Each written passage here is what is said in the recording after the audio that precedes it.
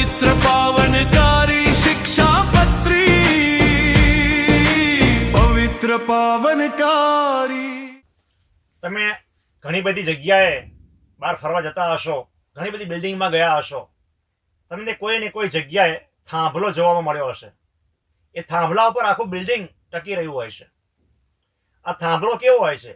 સીધો હોય છે, સરળ હોય છે, અને એવો સીધો ઊભો હોય કે એના કોઈ હલાવવા પ્રયત્ન કરતો નથી. તેમ જિંદગીની અંદર આપણે થાંભલા જેવું બનવું જોઈએ. થાંભલાનો અર્થ શું થાય ખબર છે? થા ભલો. શું થાય? થા ભલો. તો ભલો થઈને જીવન જીવ કે કોઈની પણ બિલ્ડિંગને ટકાવી શકે. એમ આપણું જીવન એવું હોવું જોઈએ કે આપણે જે સમાજ વચ્ચે, જે પરિવાર વચ્ચે, જે સંસ્થા વચ્ચે રહ્યા હોય એના થાંભલા બનવાનું. એટલે થાંભલા જેવા જડ નહીં, પણ એના બેઝ બનવાનું. એવું આપણું જીવન હોય તો આપણું યથાર્થ જીવન બને છે. શ્રી સ્વામિનારાયણ ભગવાન એમ કહે છે કે થાંભલા જેવું જીવન ક્યારે બને? તો તમારામાં ભગવાનના આપેલા ગુણો એટલે કે સહન શક્તિ, ધીરજ આદિ ગુણો આપણે કેળવીશું તો આપણું જીવન થાંભલા જેવું બનશે. એટલે કે બીજાના ઉપયોગમાં આવશે.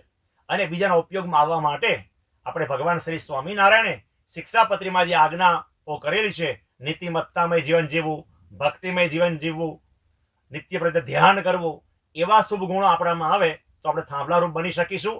અને એક નિયમ છે કે થાંભલા જેવા બનવા માટે પ્રયત્ન કરીશું તો બધો ભાર આપણે સહન કરવો પડશે, સહન શક્તિ કેળવવી પડશે.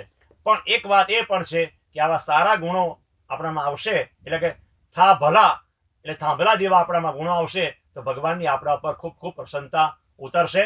તો આપણે થાંભલા જેવા માટે બનવા માટે પ્રયત્નશીલ બનીએ.